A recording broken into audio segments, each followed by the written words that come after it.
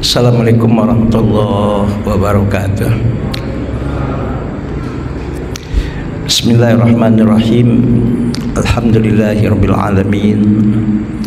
Wassalatu wassalamu ala asyrafil anbiya'i wal mursalin sayyidina wa habibina wa maulana Muhammadin wa ala alihi wa sahbihi ajmain. Asyhadu an la ilaha illallah wahdahu la syarikalah wa asyhadu anna Muhammadan abduhu wa rasuluh. Faqad qala Allah ta'ala fi kitabihil karim wa huwa asdaqul qailin. A'udzu billahi minasyaitonir rajim. Bismillahirrahmanirrahim. Yarfa'illahu alladhina amanu minkum walladhina utul ilma darajat wa qala alaihi salatu wassalam may yuridillahu bihi khairan yufaqihu fiddin. Hadirin dan hadirat, Bapak dan Ibu yang dimuliakan oleh Allah Subhanahu wa taala. Untuk menambah keberkahan taklim ini, mari sama-sama kita mulai dengan membaca Bismillahirrahmanirrahim. Hadirin yang dimuliakan oleh Allah, Jumat kemarin tepat tanggal 12 Rabiul Awal 1447 atau tanggal 5 September 2025, yaitu kita tahu kalender libur nasional ya, dalam rangka Maulid Nabi Muhammad sallallahu alaihi wasallam. Pertanyaannya adalah, apa arti maulid? Apa arti maulid? Kita kadang-kadang sering mengatakan maulid Nabi, tapi kita nggak tahu apa itu maulid Nabi. Maulid itu kalau kita kaji secara bahasa, timbangannya atau wazannya dalam ilmu shorof adalah dia sebagai isim makan atau isim zaman, nama yang menunjukkan arti waktu dan tempat. Tapi kita mengenal juga ada istilah maulud ya, Rasulullah SAW bersabda dalam satu hadis sahih, kullu mauludin yuladu alal fitrah. Setiap orang yang dilahirkan ke permukaan bumi ini yang namanya manusia, siapapun, bangsa apapun, suku apapun, setiap manusia yang dilahirkan ini, kata Rasulullah, dia dilahirkan dalam keadaan fitrah. Makanya dalam Islam, setiap anak kecil yang belum baligh ya, kalau dia meninggal itu masih dianggap adalah masih anak kecil. Kalau dia meninggal dunia, kalau dia masih belum baligh ya, maka dia itu insya Allah ittifaq, kesepakatan dan konsensus para ulama ahli sunnah wal jamaah, anak itu insya Allah min ahlil jannah, termasuk penghuni surga dan akan dimasukkan oleh Allah ke dalam surga, apapun kondisi agama dan keyakinan orang tuanya, selama dia belum baligh. Apalagi meninggalnya masih kecil, masih balita. Kullu mauludin yuladu alal fitrah. Kita tidak membahas itu. Yang kita bahas adalah apa perbedaan kata maulud dengan maulid ya. Maulud itu dalam bahasa Arab adalah kata timbangannya atau ala wazni maf'ulun, isim maf'ul, isim maf'ul, kata yang menunjukkan arti objek ya, objek. Mauludun ala wazni maf'ulun. Saya kasih contoh, misalnya lagi maulid, mauqiun, mau'idun. Apa itu mau'idun? Waktu atau tempat berjanji, itu namanya mau'id atau itu namanya mau'id atau tempat. Ainal mau'id, di mana tempat perjanjian, wa mata al mau'id, kapan adanya perjanjian.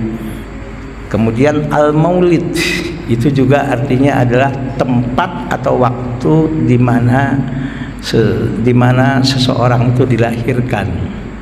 Tapi kalau maulud itu artinya adalah person, orang yang dilahirkan. Ya, maka kalau kita bicara tentang peringatan maulud Nabi atau maulid Nabi, dua-duanya insya Allah benar. Kalau maulud Nabi, kita memperingati sosok pribadi Rasul Muhammad SAW yang dilahirkan pada tanggal 12 Rabiul Awal tersebut. Ya, memperingati sosok atau pribadi atau orang yang dilahirkan pada tanggal 12 Rabiul Awal itu, yaitu Rasulullah Muhammad sallallahu alaihi wasallam. Tapi kalau maulid itu kita memperingati waktu dan tempat ya kelahiran Rasul Muhammad sallallahu alaihi wasallam. Terserah mau menyebutnya maulud Nabi, mau menyebutnya maulid Nabi, itu dua-duanya benar dan nggak salah. Jadi kalau maulid Nabi, kita memperingati waktu dilahirkannya Rasulullah Muhammad sallallahu alaihi wasallam, yaitu pada tanggal 12 Rabiul Awal. Nah, usikum wa nafsi wa iyaya bitaqwallah. Kita nggak akan berbicara apa sih hukum merayakan maulid Nabi.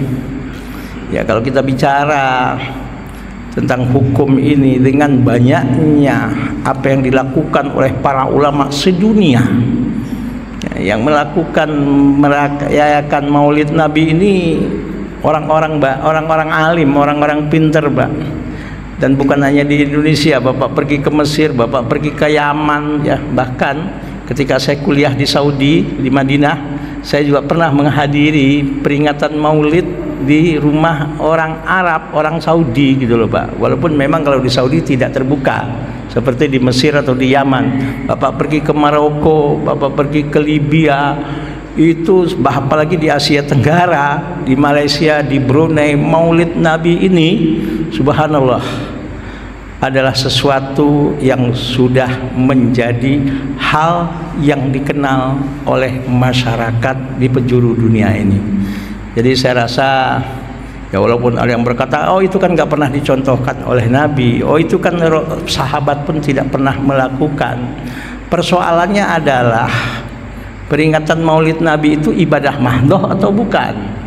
Ibadah murni ritual atau bukan? Kalau bukan ibadah murni ritual dan memang bukan ibadah murni ritual dan memang bukan ibadah mahdoh, ya silahkan aja, nggak ada masalah. Yang tidak boleh mengada-adakan sesuatu yang baru, baik dengan menambah-nambah atau mengurang-ngurangi sesuatu yang baru yang tidak pernah ada contohnya dari Rasul Muhammad SAW dan tidak pernah dilakukan oleh sahabat, itu sesuatu yang bersifat ibadah murni ritual atau yang dikenal dengan istilah adalah ibadah mahdoh. Persoalannya, apakah maulid Nabi ibadah mahdoh? Bukan. Sebab kalau ibadah mahdoh itu jelas ada syarat sahnya, ada rukunnya, ada hal-hal yang sunnah dilakukan dalam hal itu, dan ada yang membatalkannya. Apa ada tuntunan rukun maulid? Kan nggak ada toh. Apa ada syarat sahnya maulid? Kan nggak ada toh. Apa ada hal-hal yang membatalkan maulid, yang sunnah-sunnah dilakukan dalam maulid? Nggak ada. Maka nggak perlulah kita mempersoalkan hal-hal yang seperti itu. Insya Allah para ulama di Al-Azhar, di Yaman, di Indonesia, se-Asia Tenggara, bahkan di Maroko, itu soal perayaan maulid itu bukan suatu hal yang asing lagi. Dan subhanallah, bahkan di Palestina pun saya lihat itu mengikuti perkembangan kondisi seperti itu pun, masyarakat muslim di Palestina subhanallah dengan semampunya merayakan apa yang disebut dengan maulid Nabi sesederhana dan semampu mereka. Jadi sudahlah, tidak perlu kita mempersoalkan, oh itu nggak pernah dicontohkan oleh Nabi. Yang mutlak harus seperti yang dicontohkan oleh Nabi, harus ada jelas, ya. Seperti apa yang dalam Al-Quran, itu adalah sesuatu yang disebut dengan ibadah mahdoh, murni ritual. Apakah maulid ibadah? Yes, tapi bukan ibadah mahdoh, ibadah ghairu mahdoh, yang dikenal dengan istilah yang bersifat adalah muamalat. Bagaimana cara kita bermuamalah sesama muslim, dan rasa syukur kita atas kelahiran Rasul Muhammad sallallahu alaihi wasallam. Oke Pak ya, jadi nggak perlulah ngeributin gituan, nggak pernah selesai. Oke. Nah pertanyaannya, ya, dalam Al-Quran Allah Subhanahu Wa Taala menjelaskan tentang sosok pribadi Rasulullah Sallallahu Alaihi Wasallam ini dalam surat Al-Ahzab ayat 21, yang sering kita dengarkan dan bahkan sering kita baca, bahkan kita sudah hafal ayatnya tentang Maulid Nabi ini, yaitu, ya, a'udzubillahi minasyaitonirrajim, bismillahirrahmanirrahim, laqad kana lakum fi rasulillahi uswatun hasanah, ya, laqad kana lakum fi rasulillahi uswatun hasanah, benar-benar telah ada, laqad kana lakum, bagi kalian, hei umat Rasulullah sallallahu alaihi wasallam, ya, fi Rasulillah, pada diri dan kepribadian Rasulullah sallallahu alaihi wasallam, yaitu Muhammad sallallahu alaihi wasallam. Apa yang benar-benar telah ada pada diri dan kepribadian Rasulullah? Uswatun hasanah, teladan yang baik. Nah, dalam bahasa Arab, ya, kata teladan atau contoh itu ada dengan istilah uswah, ada qudwah, ya, ada istilah uswah dan qudwah. Ternyata, ya, setelah saya cari dalam kamus Arab ke Arab, ternyata antara uswah dan qudwah itu kalau kita terjemahkan ke dalam bahasa Indonesia artinya sama, teladan, contoh. Tapi ternyata ada perbedaan prinsip antara makna uswah dengan qudwah. Uswah, laqad kana lakum fi rasulillahi uswatun. Apa itu uswatun? Panutan. Qudwatun juga artinya panutan. Tapi kalau uswatun, panutan atau teladan dalam segala bidang, atau tauladan yang diiringi dengan cinta dan diiringi dengan rasa hormat dan kasih sayang, itu namanya tauladan. Jadi kita menteladaninya karena ada rasa cinta dan mahabbah pada diri kita yang mengikuti sosok yang kita katakan sebagai uswah tersebut. Itu namanya uswatun.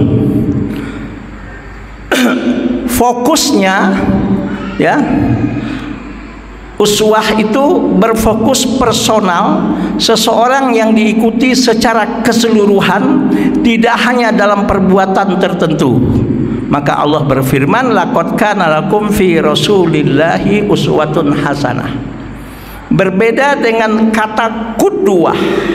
Qudwatun, qaf, dal, waw, tak marbutoh, qudwatun juga artinya teladan, tapi teladan yaitu orang yang menjadi contoh dalam satu tindakan atau hanya bidang tertentu, itu namanya qudwah. Tapi kalau uswah, teladan dalam segala hal menyeluruh. Kalau qudwah hanya dalam satu bidang tertentu. Dan fokusnya, kalau kata qudwah, bisa merujuk pada suatu kelompok atau tindakan itu sendiri, terlepas dari orangnya. Contoh misalnya, seseorang bisa menjadikan suatu tindakan yang dilakukan oleh orang lain sebagai qudwah atau teladan, tapi hanya dalam hal tertentu. Ya, bahkan jika tindakan itu bukan dari sosok yang dianggap panutan utamanya pun, kalau memang dia tuh dalam hal itu adalah positif dan baik, bisa kita jadikan teladan, itu namanya qudwah. Tapi kalau uswah, nah, Firman Allah Subhanahu wa taala surat Al-Ahzab ayat 21 ini, Allah berfirman bukan laqad kana lakum fi rasulillahi qudwatun hasanah, bukan. Tapi Allah katakan laqad kana lakum fi rasulillahi uswatun hasanah. Artinya apa? Benar-benar telah ada bagi kalian wahai umat Rasulullah, orang-orang yang beriman, fi Rasulillah, pada dirinya Rasulullah sallallahu alaihi wasallam, uswatun hasanah, teladan yang baik dalam apa? Dalam segala hal 24 jam pada dirinya Rasulullah, dari bangun tidurnya Rasulullah sampai tidurnya Rasulullah, bahkan sampai Rasulullah wafat, apa yang diucapkannya, apa yang dilakukannya, dan apa yang disetujuinya dan disepakati oleh Rasulullah dalam segala aspek kehidupan, baik aspek ekonomi, baik aspek sosial, aspek bagaimana cara berkeluarga, aspek bagaimana dia menjadi seorang pemimpin, aspek bagaimana dia menjadi seorang bagian dalam masyarakat, aspek bagaimana dia di dalam berdagang, bahkan dalam aspek misalnya bagaimana dia menjadi seorang panglima perang dan sebagainya dalam segala aspek kehidupan. Ya, Rasulullah lah yang menjadi uswatun hasanah bagi siapapun manusia di permukaan bumi ini. Makanya itu ada satu buku ya, yang ditulis oleh Profesor Dr. Muhammad Syafi'i Antonio. Judul bukunya adalah Muhammad Sallallahu Alaihi Wasallam, The Super Leader, Super Manager. Buku ini bagus, Pak. Dan buku ini diterangkan, dijelaskan secara rinci, ada sekitar berapa buku gitu loh, tebal. Ya, diterangkan dan dijelaskan. Saya punya kitab itu semua itu yang menjelaskan secara rinci tentang buku The Muhammad Sallallahu Alaihi Wasallam, The Super Leader, Super Manager ini. Jadi kalau ingin tahu siapakah teladan yang terbaik dalam dalam berekonomi, dalam berbisnis, dalam berdagang, tirulah bagaimana cara berbisnis dan berdagangnya Rasulullah Muhammad Sallallahu Alaihi Wasallam. Kalau ingin tahu siapa seorang suami yang terbaik yang menjadi teladan dalam kehidupan manusia, tirulah bagaimana Rasulullah sallallahu alaihi wasallam menjadi seorang suami kepada istri-istrinya. Kalau ingin tahu siapakah politisi yang layak menjadi contoh dan teladan bagi setiap manusia di permukaan bumi ini, tirulah bagaimana cara berpolitiknya Rasulullah Sallallahu Alaihi Wasallam. Kalau ingin tahu bagaimana cara seorang komandan perang dan panglima perang dalam memimpin ya tentara-tentaranya dalam menghadapi musuh dalam perperangan, tirulah bagaimana Rasulullah Sallallahu Alaihi Wasallam sebagai seorang panglima perang. Kalau ingin tahu bagaimana seorang aparat dan penegak hukum ya yang terbaik di permukaan bumi ini, kajilah bagaimana cara Rasulullah Sallallahu Alaihi Wasallam dalam menegakkan hukum kepada masyarakat. Sampai-sampai dalam satu hadis yang terkenal kata Rasulullah, lau anna Fatimata binta Muhammadin sarakot laqata'tu yadaha. Kalau seandainya anak kandungku yang satu-satunya hidup itu sampai dewasa yang bernama Fatimah terbukti mencuri, apa kata Rasul? Laqata'tu yadaha, saya langsung yang akan mengeksekusi dan akan memotong tangannya. Gak peduli siapapun, walaupun anak kandungku, kata Rasul.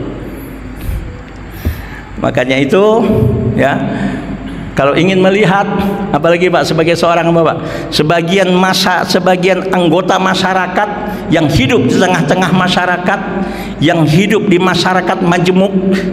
Jangan dianggap Rasulullah itu hidup ketika di Madinah hanya dengan komunitas muslim, enggak. Sebelum Rasulullah hijrah ke Madinah, di situ sudah ada komunitas Yahudi. Maka kita kenal ada di situ kelompok namanya Bani Nadir, dan ada suku Khadrat dan suku Aus, itu dari kaum Yahudi. Siapa bilang Rasulullah SAW itu hidup di komunitas hanya muslim? Enggak. Rasulullah SAW ketika ke Madinah dan ketika beliau menjadi Rasul, hidup pun di masyarakat yang majemuk dalam keyakinan dan beragamanya. Jadi kalau ingin lihat siapa orang yang sangat toleransi dalam beragama, tirulah bagaimana Rasulullah Muhammad SAW. Sehingga buku tadi ya, kata Pak Syafiantonio, judul bukunya Muhammad Sallallahu Alaihi Wasallam, dia super leader, super manager. Kalau ingin tahu siapa leader yang terhebat, yang wajib, yang patut dijadikan panutan bagi semua umat manusia di permukaan bumi ini, lihatlah bagaimana Rasulullah SAW sebagai leader. Kalau ingin tahu siapa seorang manajer yang menjadi panutan bagi siapapun manajer di permukaan bumi ini, lihatlah bagaimana Rasul menjadi seorang manajer. Sehingga seorang non muslim pun ya, tahun 80-an kita tahu terbitlah satu buku 100 tokoh agama yang 100 tokoh yang paling berpengaruh di permukaan bumi ini.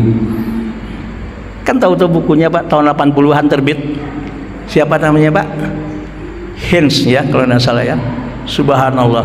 Siapa tokoh yang paling berpengaruh menurut penulis yang non muslim di permukaan bumi ini? Itulah Muhammad, Rasul Muhammad Sallallahu Alaihi Wasallam.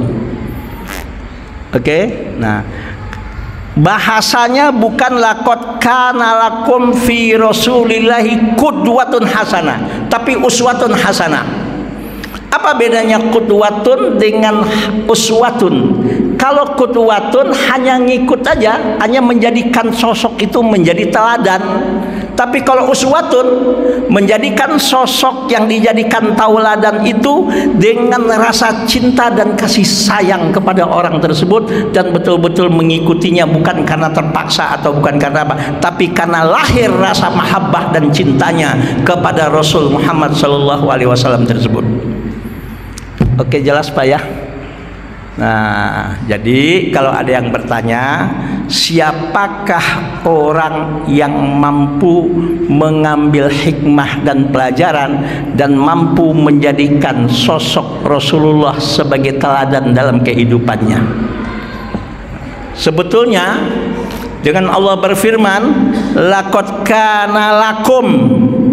Nah, lakum ini yang dituju oleh Allah, siapa yang menjadi objeknya lakum di situ?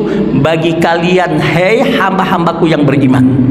Itu syarat pertama orang yang mampu mengambil hikmah dan pelajaran dan menjadikan Rasulullah sebagai teladan dengan penuh rasa cinta kepada sosok tersebut. Siapa? Hanya orang-orang yang beriman.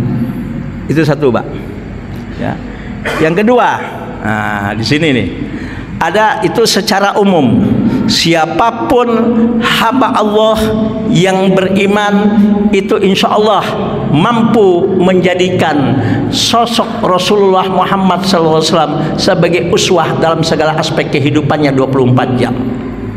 Ya, coba bayangkan dalam berkeluarga, Rasulullah mampu mengatakan sebagai satu ungkapan, baiti jannati. Ayo bayangkan Mbak, rumah tanggaku itu surgaku, kata Rasul.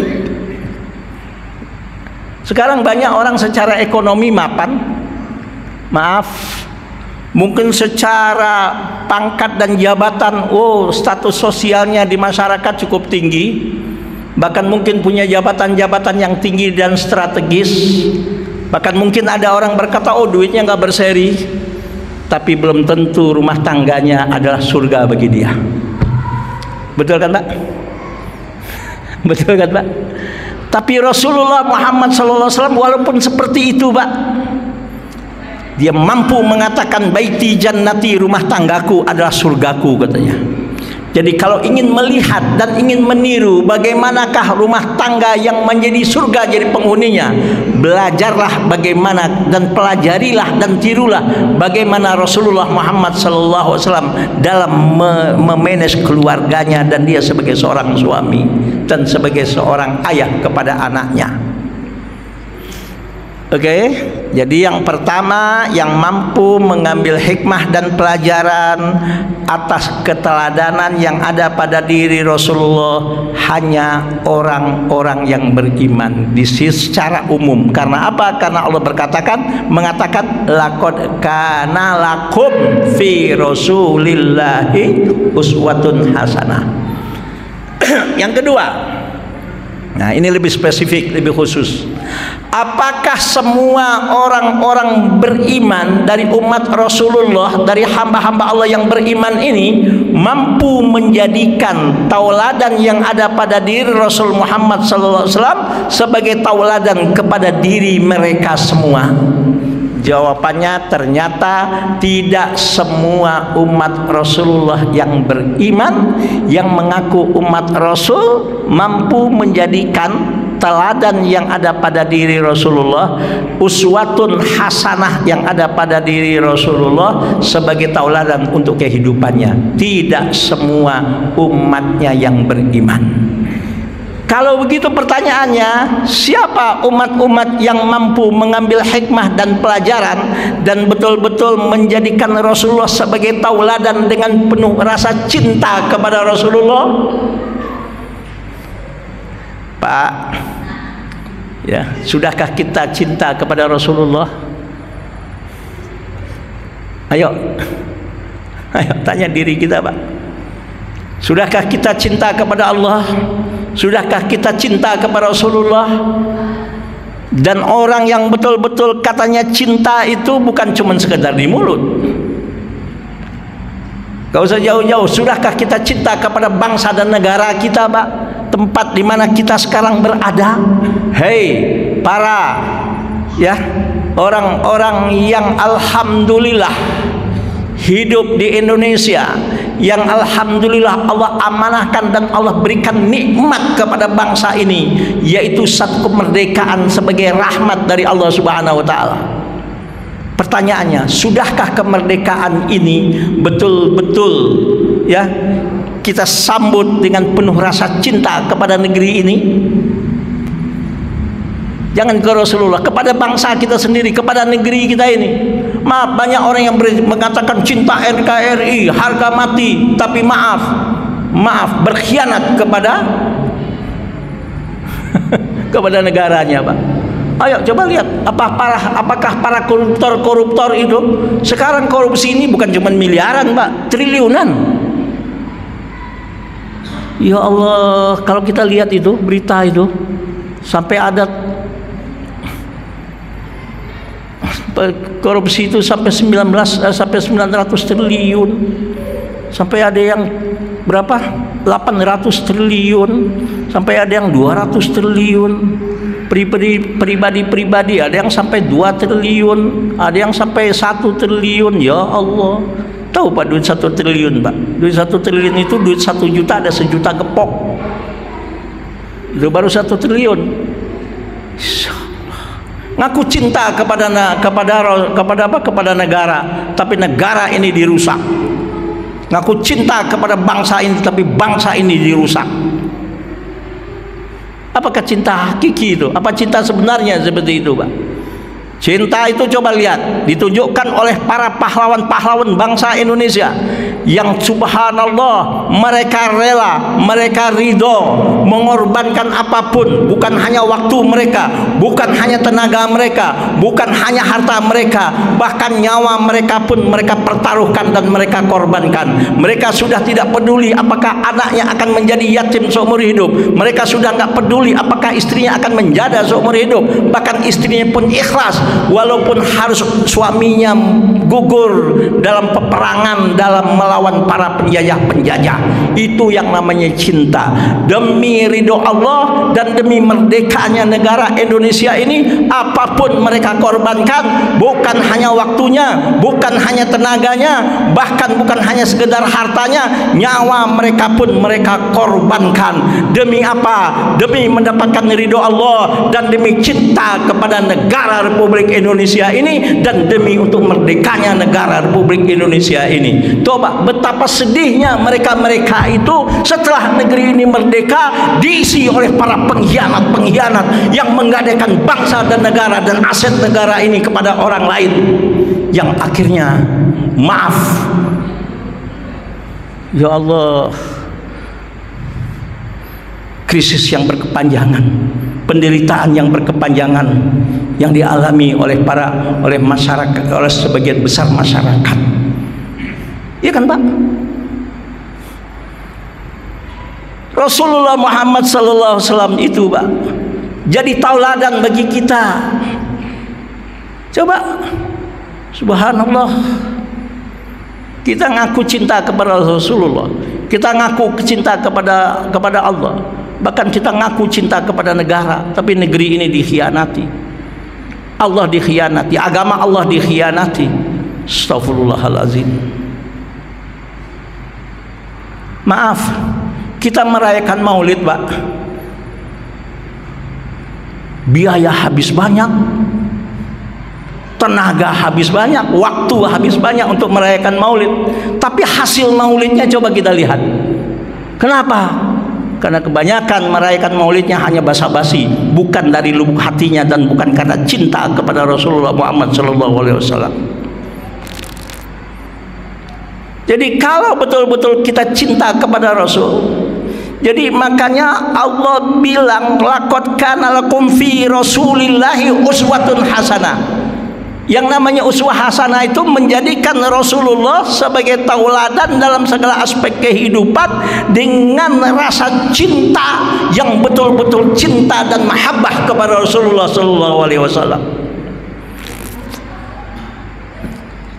Usikum wa nafsi wa iyaya bitaqwallah, terutama saya menasihati diri saya pribadi.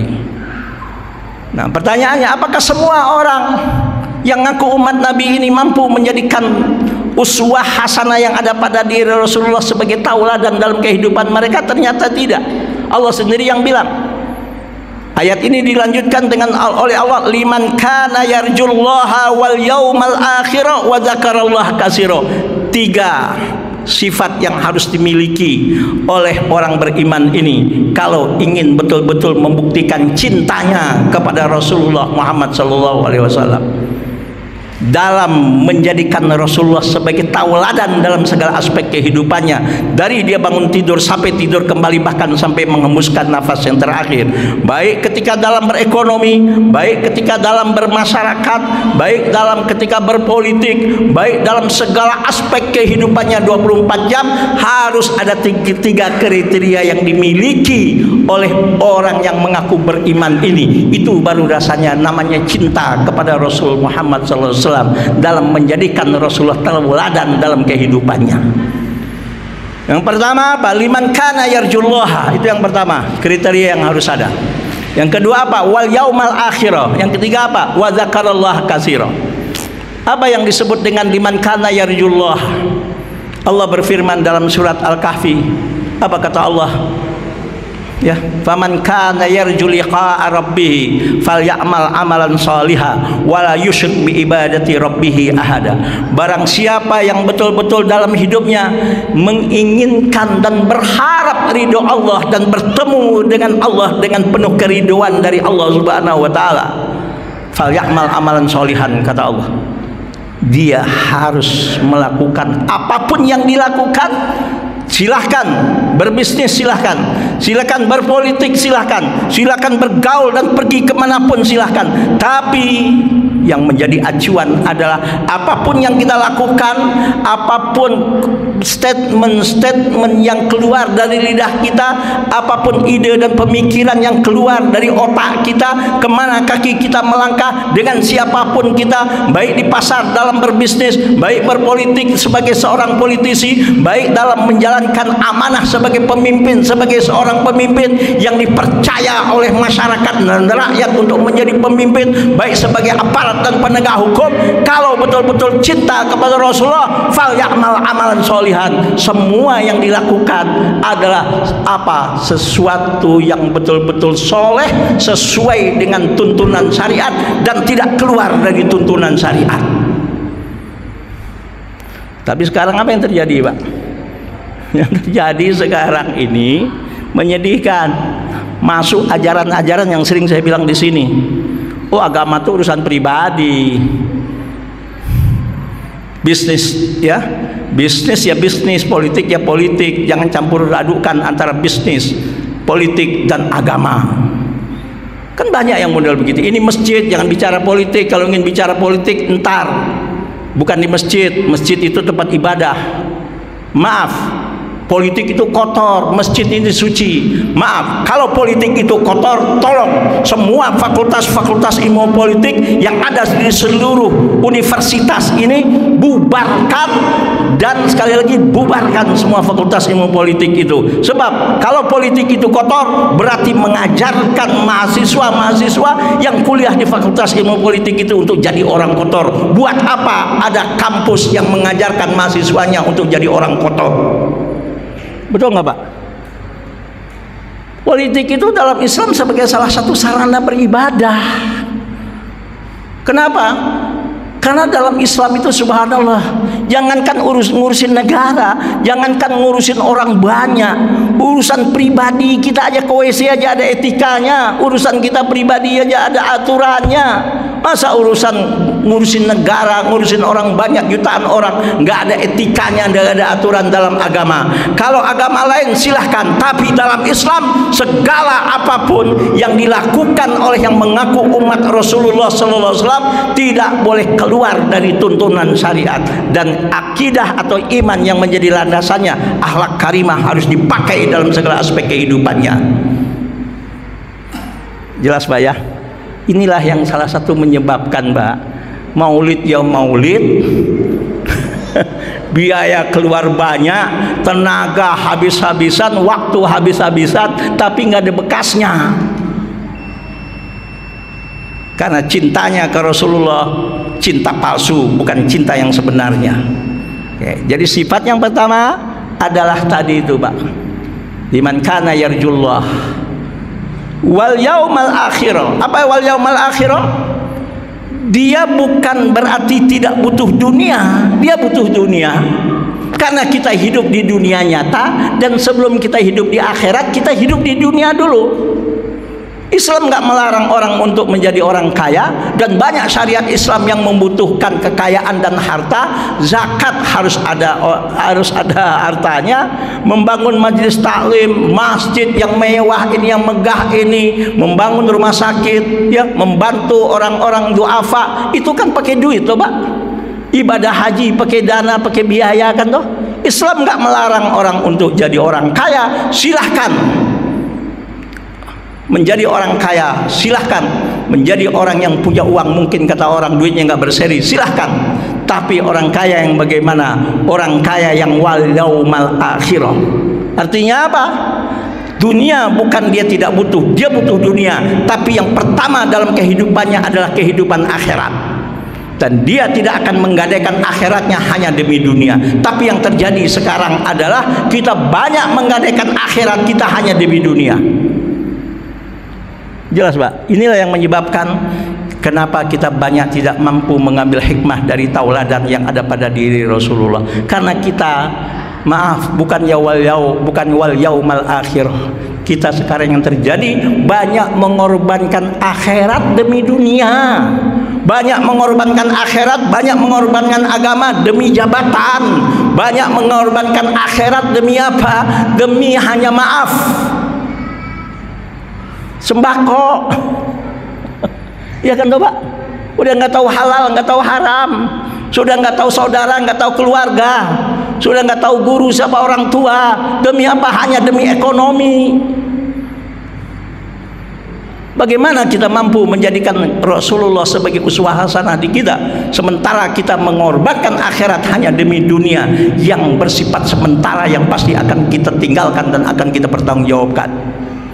Nah, yang ketiga, kriteria yang harus ada kalau kita ingin menjadi manusia yang mampu mengambil hikmah dan pelajaran dari uswatun hasanah yang ada pada diri Rasulullah.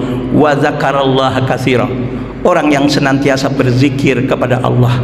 Alladzina yazkurunallaha qiyaman wa qu'udan wa 'ala junubihim wa yatafakkaruna fi khalqis samawati wal ard. Rabbana ma khalaqta hadza batilan subhanaka faqina adzabannar. Siapa itu? Itulah yang disebut dengan ulul albab.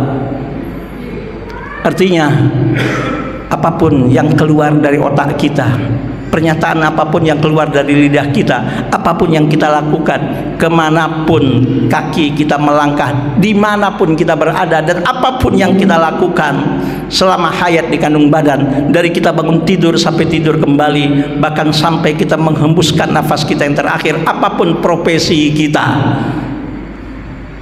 jadilah orang yang senantiasa tidak pernah lupa dan tidak pernah lalai kepada Allah, senantiasa berzikir kepada Allah Subhanahu wa taala. Oke, saya rasa cukup ya, udah bel. Mudah-mudahan apa yang kita bahas menjadi ilmu yang bermanfaat. Mudah-mudahan apa yang kita bahas bagi kita semua mudah-mudahan mampu menjadikan sosok Rasulullah sebagai tauladan dalam kehidupan kita, dan betul-betul kita jadikan Rasulullah sebagai tauladan karena rasa mahabbah dan cinta kita kepada Rasulullah sallallahu alaihi wasallam. Insyaallah kalau itu yang kita lakukan, mudah-mudahan yakinlah kita akan mendapatkan syafaat nanti dari Rasulullah Muhammad sallallahu alaihi wasallam. Maaf lahir dan batin, subhanakallahumma wa bihamdika asyhadu an la ilaha illa anta astaghfiruka wa atubu ilaik. Wallahul muwaffiq ila aqwamit thoriq. Assalamualaikum warahmatullahi wabarakatuh.